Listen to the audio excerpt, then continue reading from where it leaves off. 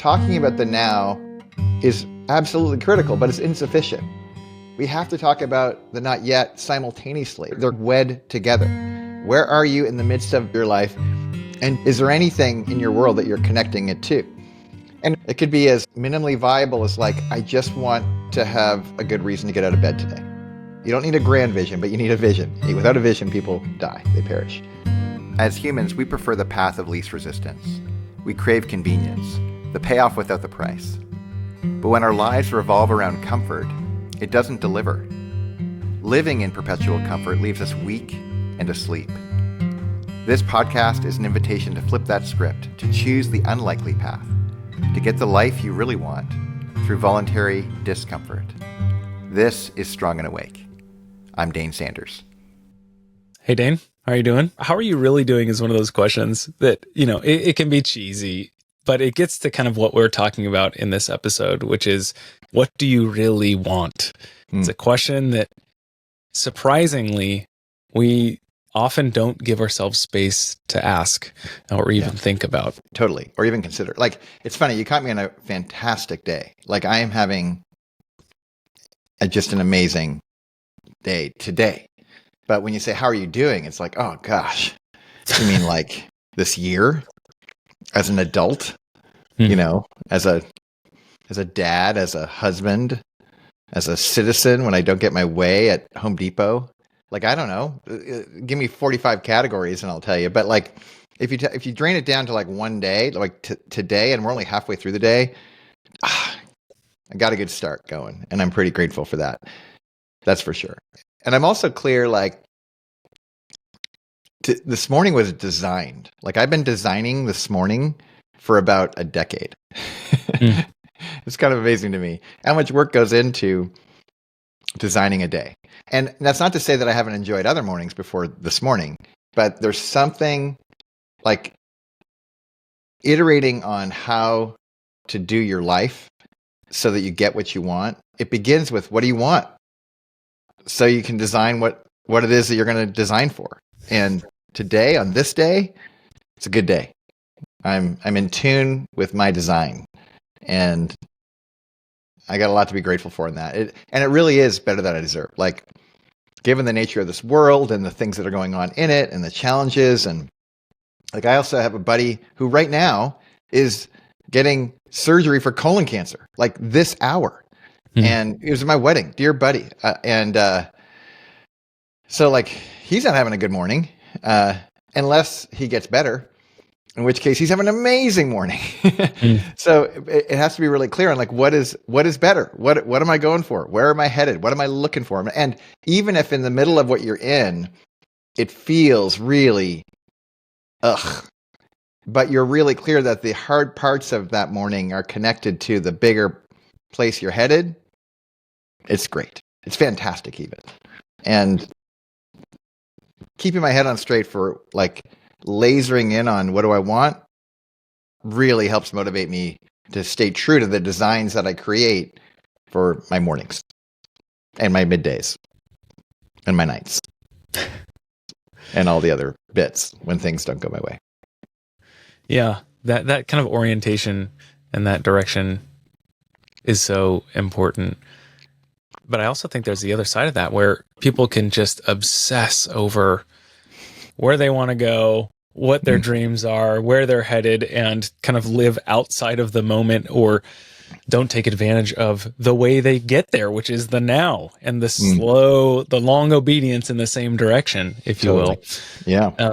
So I'd love to talk about those two things, about kind of the present, where we're at now, and also kind of that new life, that future dream on the other side of that. Can we start with kind of the status quo, like where we are now? Yeah. One of my favorite proverbs that kind of encapsulates a little of what you're describing, both the now and the not yet, and tying them together in a meaningful way, especially if the now is hard. So let's assume the listeners, by the way, I didn't describe any of the content of my morning, to be really clear. It could have like been circumstantial, things just went my way. Or it could have been things didn't go my way at all, but I responded to those things not going my way in some of the best ways that I've ever responded. And my examples aren't really as relevant. I'm just saying that for the listeners and the folks who are tuning in, that the circumstances of your days aren't what we're talking about. So being present in whatever shows up is part of the equation. And the other part of the equation is unto what? Where are we going? And that's what this little proverb sets up. I learned this from a mentor of mine, a guy named Dan Dakini, and he tells a story like this. And he might have stolen from somebody else, for all I know. But two guys are pushing rocks up a hill. One guy's pushing rocks, and the other guy's building a cathedral.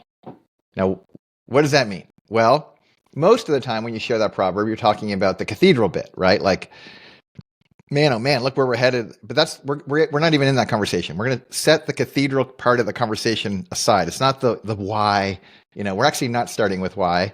We're actually going to start with now. And now is we're pushing frickin' rocks up a hill. And whatever your rocks are, whatever you're kind of tuned into today.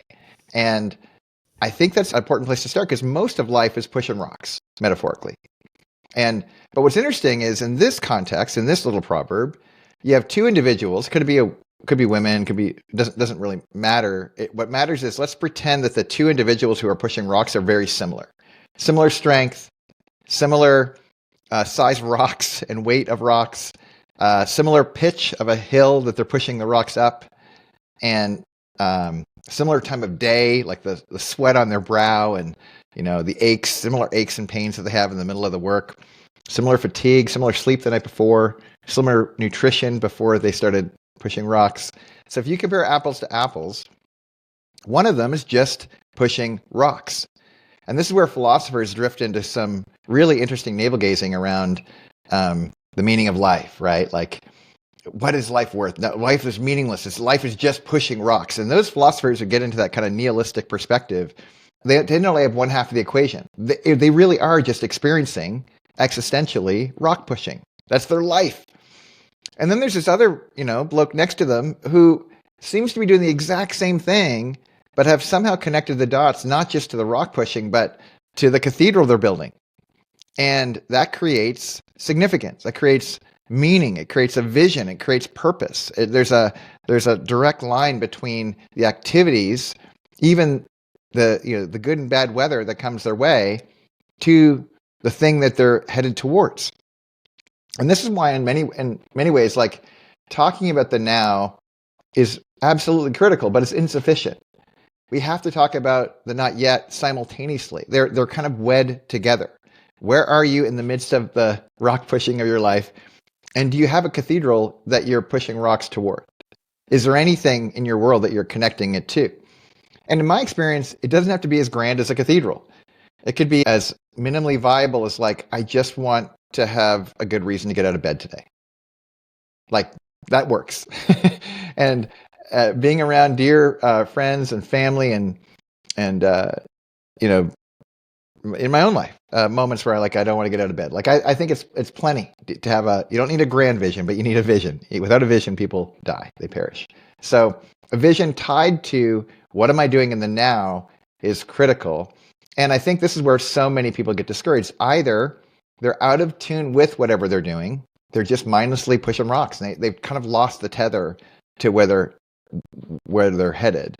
Or they're so lost in the vision, they never get to work. They never push any rocks. They have too many vision boards and they're too much manifesting, waiting. And it's just hogwash. Like, you need both pieces. You can't just wing in a prayer, hope it works out. And it's not to say, for those of you who are like believers in, God and bigger things, I'm one of those people too. I'm not in any way discounting the reality of a higher power holding all this up. That's not what I'm talking about. What I'm talking about is how do we participate with whatever is real in this world? And this is where it's critical. We need to be in tune with now and tie the now to the not yet. Yeah, that's so important. And so I think some of the ways to tie ourselves to the now is to be aware of the symptoms of our current reality. I mean, I'm sure as I say that, there's a number of things that come up for people. They can think probably immediately of the different, things they don't like. Things things that they things that are don't happening like. that they just don't like. Right. Yeah. Yeah. So, So but for those that might lack the creativity or want a little a nudge in the right direction, like what are some of those symptoms that you've yeah, experienced? yeah. Like in my experience, people, first of all, they notice they want something that they don't have. Like just kind of as a broad category, they maybe they've had it sometime in their life historically. This thing, this experience in life, but it feels historic. It doesn't feel current. Like I think about all my like you, Mitch, all my friends who have little. Your kids are a little older than Rugrats. How old are your kids? 6'4" and 1.5 at Yeah, the time one of and a this half. You're recording. right there. So you're still, are you out of diapers with the 1.5 yet? Not yet. Yeah. So you're in the valley of the diapers, right? Like, Yeah. And whether it's a single parent or two parents or four parents, like I don't know what it is. It's just hard. It's it's just a notch above like getting a puppy and having to train a puppy for those first 3 weeks when you're not sure your marriage is going to make it. Like those tough seasons where everything's just thrown off kilter. It doesn't feel like you have any agency over your own life. This little being is just, or beings are interrupting, taking away your sleep, stealing your money. It's just, causing strife with you and whoever you're trying to do this with, if you're trying to do it with anybody. And it's hard. It's really disorienting. And in those moments, oftentimes when you're in the thick of having little kiddos and raising little kids, and anyone, even if you don't have kids, you can relate to what I'm describing. You may think back to, what was I doing with my time when we were just, like let's say it was a married couple, like we were just married, or, oh my gosh, I had so much time as a single person. Why did I waste so much of it? It's unbelievable. I could have like run marathons and written books and, what couldn't I have done if I was only awake enough to realize how much time was about to be stolen from me? And will I ever have a day again where I can somehow access that level of freedom or liberty? And the reason it's a helpful metaphor is because, you can apply that in a lot of other categories too. A couple of years back, I tore my Achilles and I went through a year of rehab. And man, oh man, I thought to just days before I tore my Achilles tendon, how much I was resisting working out. But I tell you what, when I lost the use of an entire leg for almost a year at capacity, I would have given my left leg, my right leg, to have a chance to work out. I was just so kind of hungry for it because I knew it was gone. It wasn't until it was gone that I realized it. And I think that's kind of the global category we're talking about, is something was there and it's not there, or you believe it should be there and it isn't there, and you're craving it. So specific examples that you asked for, like let's say the dad bod. You get out of the shower and you glance in the mirror on the way to go brush your teeth or dry off or whatever you're doing, and you go, "Who's that guy? Like that's not me." And you pause and you look and you kind of flex and you try to do your thing when no one's looking. You're like, do I still have it? Was it there? It used to be there. It's not there anymore. And it's like, actually, there's so much more there that it's hard to see that inner athlete that used to be there. Or let's say it's in another category. It's like you're in business and you're an entrepreneur and you're working 7 days a week. It feels like 20 hours a day, taking ground, you're crushing it in one area of your life, but you made a massive trade-off, and your marriage is suffering, or you don't really know your kids very well, or you've been on the road too much, and you're craving a different sense of like access to those relationships. Or it could be another category, like, man, you're so peaking, you have so much energy gone in your life, you're working so hard in one category. It could be parenting, it could be at work, it could be in school even, and you're just short with people. You're just kind of a jerk. You don't get your way and you whine about it. You're a victim to everything that happens in your world. Like any of these categories count, because it's not just the physical, it's the emotional, it's the reactions, it's the access to the energy and the time and the resource that you're craving to actually build your cathedral. Now, again, we haven't gotten to the cathedral yet, and that presents a second problem, which is sometimes people aren't clear on what they want. but they're clear what they have they don't like. And when they can name it and start articulating, gosh, where are the gaps? Where are the cravings, the things that I like at the least, what are the things that are you irritated by that you don't want that you have in plenty and you'd like a little less of it? I think that's worth taking pause and note. And even if you're listening, like honestly, I did pause in this video and I'd write some things down, like a handful of bullets, like what are things symptomatically in my life that I don't like? There's a problem behind that symptom, but take a look at them first. Like name the symptoms. Like you're going to go to see the doctor. They're going to say, well, what are your symptoms? What are your symptoms? And to name those with specificity is a great first step. What's happening that you, in your life that you don't want that's happening? List them. And then from there, you can go, well, what's the problem? Like what's in the way? And if I could remove these things or to get rid of that problem, why would I? Like unto what? Would it be worth the effort it takes to do that? But that little exercise, figuring out what's going on that you don't like, and then contrasting that with what would you like in exchange, if you could trade it in. That's, if we don't start there, it's very difficult to even consider designing your days. Yeah, I want to zero in a little bit on kind of that exercise too, because just like when you go to the doctor for an evaluation, honesty is paramount. If you are going to the doctor and not listing a couple symptoms or things because you're that's not connected, or I'm ashamed of this, or they don't need to know that, then they're going to be a lot less equipped to give you a proper diagnosis or to give you a plan. So the same thing here. It's going to be uncomfortable anytime we sit with these things, or it can be. But there is so much value. I think you're right when you said will be. Like it's kind of choose your discomforts, right? It's going to be uncomfortable no matter what. Just get the highest grade discomfort you can find. And because if it's going to be a problem, upgrade your problems. And if your biggest problem is you're embarrassed to talk about reality, you really have a problem. Like you got to go there first. So I couldn't agree more. Honesty is kind of a necessary ingredient here. Yeah. And candor, courage, your willingness to say it out loud.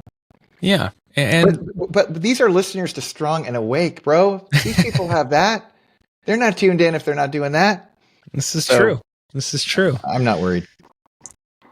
So we've got that as kind of a first assignment and first exercise. If you haven't already paused, pause and do that. What next? What do we do with these symptoms? You kind of spoke to like, okay, these symptoms point to something. Should we start to try to diagnose or categorize or figure out what that thing is? Or is that getting ahead of ourselves? It's a good question. I mean, I spend a lot of energy around trying to figure out the problem. Like, what's the real problem? What's the root under all these different things? And it kind of depends. Like, if discovering the root gets us to the vision, then I think that's a useful exercise. Like, for example, if I'm constantly irritable and I realize the root of that is like, I'm just not getting enough sleep, and I could figure out a vehicle to get more sleep. And that just, without any extra effort, just by sleeping, the rest of my world gets better. And maybe you start going down that rabbit trail and you realize like, well, I'm not getting sleep for a bunch of reasons. One, I should be getting up for my kids. And two, I have a stressful job or whatever it is.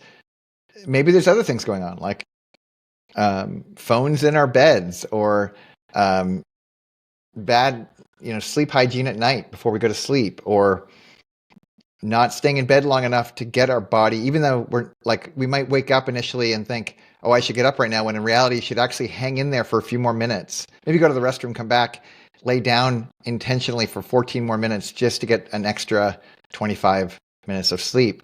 It's worth it. It's worth practicing those things. But those are things those are solves. I'm jumping ahead to that. But really the question of is the problem most important at this point or not? I'm not sure. I do think you can draw a line pretty directly between the symptoms and the problem, and that's a good diagnosis. But I think in this case, if you don't go the road of establishing the problem, I think a lot of folks can go, well, I have these symptoms.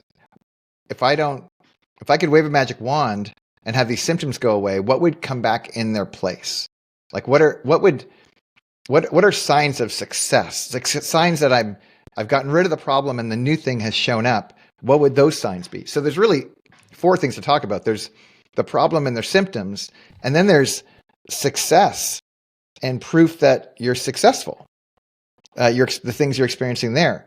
So I just think whatever plane you're talking about, the problem solution or the symptoms and the symptoms of success, I think those are indicators of success. You just want to be comparing apples and oranges to oranges. But oftentimes the problem and the solution, they become theoretical exercises, like highly conceptual. And when we stay on the symptom level, we're talking about our real lives. What are we experiencing? And oftentimes that can be a little bit more concrete and helpful. But just know they're always tethered. Symptoms to problems, signs to success. So I think the next exercise for me would go like, it's the easy one. It's the magic wand question, right? So whether you want to think about it deeply about problems and solutions or the symptom side, if you could wave a magic wand and have what you're currently experiencing go away and a new thing show up, what would you get? What do you want in your life? That's why we're talking about what do you really want, because it doesn't take a lot of mental energy to identify what we don't like in our life.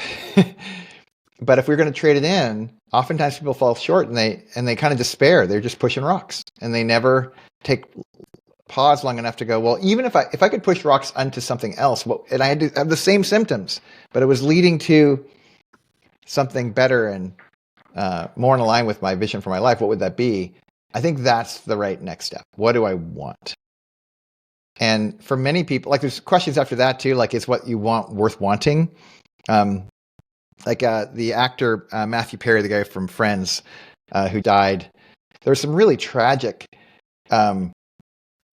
interviews with him.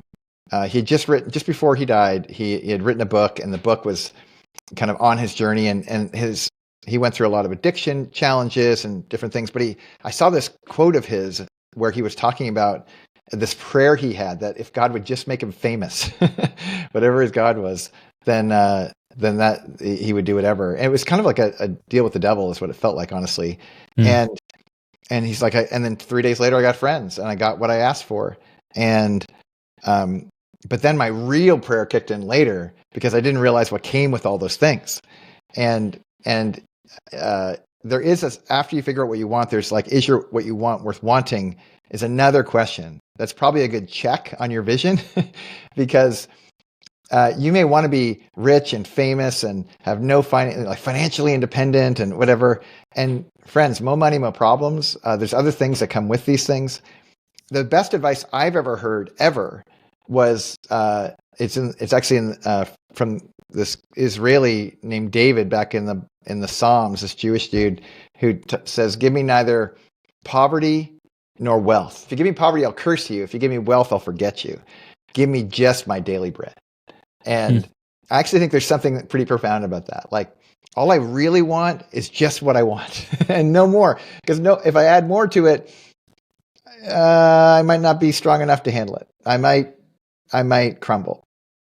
And I think that's a good trick of the devil. So what we really want is just enough and no more. And for the life that we say we're trying to get after. And I'm going down some rabbit trails, but I have a hunch our listeners are tuned in enough to go, what we're really painting is kind of a geography here of mapping your world and trying to sort out where am I, where do I want to go, and without hubris, without flying too close to the sun. Like you just make steps in the direction of who you want to become, not just what do you want to get in your life. And I think you're going to find it might be uncomfortable to go through that exercise, but highly doable. Like with not a lot of effort, you can plot point, what don't I like in my life? And if I could trade it in, who would I be instead? And even if you say like, I would have these things, well, then ask the question, well, what kind of person do you need to be to have those things? All of those are really useful exercises. So just like we kind of express the importance of the now, the tactile, the embodied articulation and documentation of these symptoms of the status quo. Do you also recommend, instead of just saying, I want this job, or I want a healthy relationship with my wife or my kids, like, do you also recommend specifically naming what that looks like, the symptoms of that as well on the other side? Yeah, like it doesn't have to be that complicated. Like if you go back to the shower example, you come out of the shower, you look in the mirror, you don't like what you see. I'd like to get out of the shower and like what I see. Pretty simple. That's an easy trait. And when I go to Home Depot and I don't get what I want and I yell at this poor person that's getting paid not very much money because I didn't get my way, I'd like to be the kind of person that could actually bless people, could have people walk away feeling better than they did, could actually make their day so that it doesn't, my negative impact on them wouldn't ripple into their day and create other people's bad days. like every jerk we know, somebody was probably a jerk to them. And if I'm that jerk, I'm a part of that person being a jerk. So like all those kinds of things. So what would I want instead? I'd like to bless them. Or any of these examples work. Like I'd like to not be overwhelmed by the bills that are coming in the mail constantly. Okay, great. Well, what would you like instead? Well, I'd like to have actually paid my bills to be the kind of person that was in that position. And make no mistake, that last example is a helpful one. Those are 2 plot points on a map. There's a big, difficult challenge between A and B, right? Like you're in debt. You'd like to not be in debt. You'd like to be free from debt. Dial up Dave Ramsey. He'll walk you through the steps. But the point is simply, it's going to be uncomfortable, guaranteed. But until you get to that, don't even worry about the discomfort part. All we're doing right now is figuring out before and after. We're going to get to that other part later. And I think that other part deserves its own straight up conversation. But right now, these are stages. And the first stage is really to get a sense of what is current reality? Where are you? And what's your preferred future? Where would you like to be? So whatever categories, I've probably been overly technical in this conversation, but just start with those 2 lists. And they can be like direct parallels. Like, I don't like how I look in the shower. I do like how I look in the shower. Perfect. Go to the next category and try to be pretty exhaustive. What else? What else could you change in your life if you could? Not saying you can, but if you could, let's start naming those things. And I think that's the beginning of the story. Now, I already know where this conversation is going, and it's going to be kind of reserved as we unpack this for future episodes. But to those people that have gotten this far in this episode and are still like, okay, great. That sounds great. But like, let me get to the actual action. Like, let me start doing things. Like, I already know what I need to do. What do you say to those people that want to skip this step or skip this stage? Yeah, you're going to go slower. You're actually not going to get what you want faster by skipping the stage. You're actually going to disqualify yourself from getting what you say you want because you never said what you wanted. You'll never actually know if you got it because you never named it. And the irony is, I think oftentimes people forget this part. If I want a change in my life and I haven't defined a vision with crystal clarity, I'm disqualified. But the other side of it is when I start painting a picture of my vision with crystal clarity, like nuanced, color, texture, feel, all of it, I'm actually increasing my motivation to get it. When it's kind of out of focus and vague and unclear, I can kind of be discouraged pretty quickly. I can kind of get thrown off that mission. And I actually think this is some of the best exercise you can do. In fact, even after you get on the road, and we're going to get on the road very quickly, relatively speaking, you still want to keep coming back and remind yourself of the cathedral that you're pushing rocks towards, because you're going to forget even then. So the more vivid the vision, the greater the motivation. Well, I think that's an appropriate spot to land on. You took us from A to B, from Sisyphus to Icarus, and everything in between. Well, I will say this, and maybe this is a bit of a teaser because I think it's helpful. I recognize that the people who are listening to this conversation, this is not their first rodeo. They've tried change. They're smart people who've tried hard things and they've just been discouraged. They're like, should I really try again? Like, what's the point? Maybe it's better just to push rocks and drink a little bit on Friday night. Like, get to Friday and have a vacation and retire and die. Like, set our standards as low as we can. And I get why people are discouraged. I really do. I think there's a lot of prescriptions in the marketplace for like promises for how to find your way to what we're describing, this promised land out there that I think deserves some really focused attention. There's reasons why the things you've tried haven't worked, and it's not really about you. It's not your fault. There's some fundamental gaps in a lot of the offerings because we live in a world where the easiest way to sell something is make it pleasurable, make it comfortable, make it convenient, quick, easy. Why do an 8-minute abs when you can do the 4-minute abs? Like, and this is these false promises that are out in the marketplace. And the marketers behind these products and services are incentivized to overpromise and underdeliver because we keep buying, right? Because we're so, hungry for change, to find a way to swim against the current. And this is what, at the very least, in our next episode, we will talk about why certain things don't work and why like some tests you can put up against anything that you're considering to see if they're worth trying or not. Or are you just going back to the well of bad ideas and things that we know? By the way, these aren't our ideas. These are ideas that have been around for millennia, but they're just largely unpracticed, or they're hidden from the megaphones of the zeitgeist of popular culture. Or and to be fair, some of them are actually coming online more and more. People are so dissatisfied with the marketplace of selling convenience and comfort. There's more and more practitioners who are saying out loud, like, "Hey, we have other options on the table," and we're just in line with those crew of people. But I think it starts with going like, "Hey, you've tried things and they haven't worked. Let's understand why." And you can take those learnings and apply those directly to something you might consider in the future and decide if it's worth your time or not. So I think that's a great place to go to next. And I think will really help, if nothing else, help you feel better about why things didn't work out and how to extract some learnings from those experiences so that you can do it more intelligently in the future. Well, you heard it here first. Tune into our next episode, and it should be live to jump into the next conversation. But don't do it before going through this exercise. Yeah, it's just an easy paint a picture of before and after. Talk about your current reality and your preferred future.